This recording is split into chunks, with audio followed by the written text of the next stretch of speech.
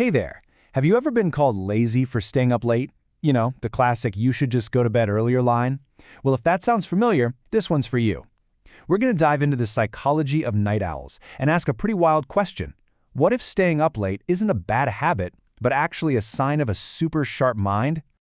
All right, let's just jump right in. That feeling you get, that urge to stay up while everyone else is asleep, could that really be a sign that your brain is just wired differently? I know, it sounds like a bold claim.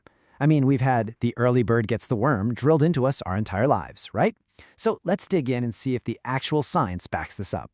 And really, this is the whole problem right here, isn't it? Society slaps this label on you, lazy sleeper. It just sounds so negative, like you're undisciplined or you're not getting anything done.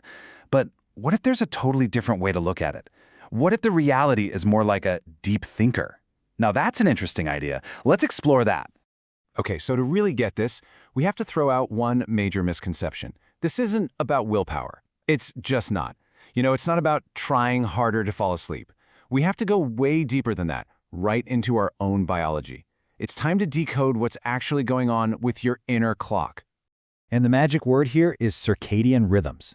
Think of it like this. Your body has its own internal master clock, this 24-hour program that's constantly running in the background.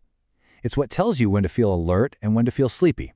And for night owls, well, your clock is just set to a different time zone. It's programmed to run later. It's not a choice you're making, it's literally your body's built-in schedule. Let's just let that sink in for a minute. It is your biology.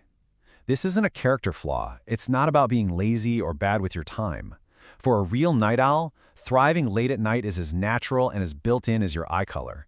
It's just a fundamental piece of who you are. All right, so it's biological.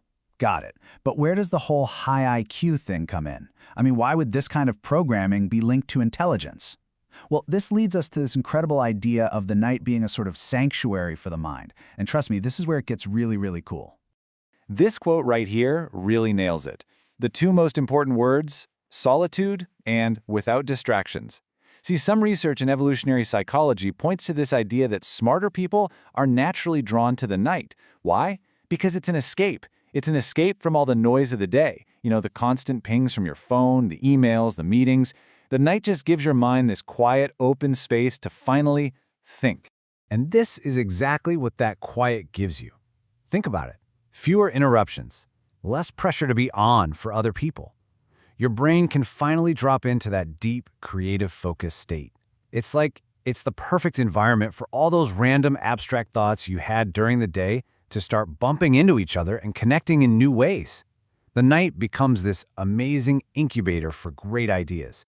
So let's pull all these threads together. We've got the biology, your internal clock, and we've got the psychological benefit, that quiet space for deep thinking.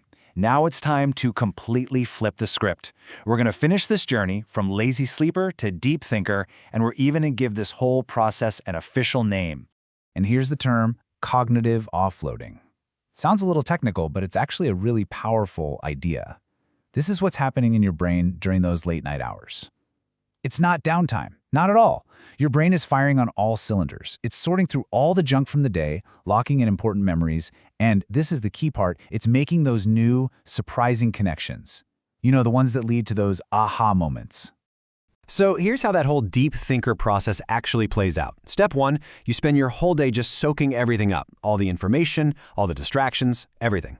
Then comes step 2. You find that quiet nighttime solitude. That's when the magic starts, because now your brain has the space for step 3, connecting all these different ideas without anyone interrupting you. And where does that lead? Straight to step 4, that breakthrough insight, that new solution that you just couldn't find during the busy day.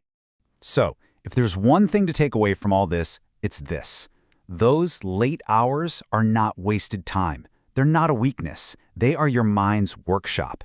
It's where all the messy pieces of the day get sorted out, where new ideas are built, and where your creativity really gets to come out and play. It is active, it is productive, and it's super valuable. And I really want to leave you with that thought. We live in a world that's pretty much built for early birds, right? But maybe it's time we started to see the incredible power of the night owl. So I'll ask you this. What if that thing that people have called your bad habit, what if that's actually your secret weapon? What if it's your single greatest asset?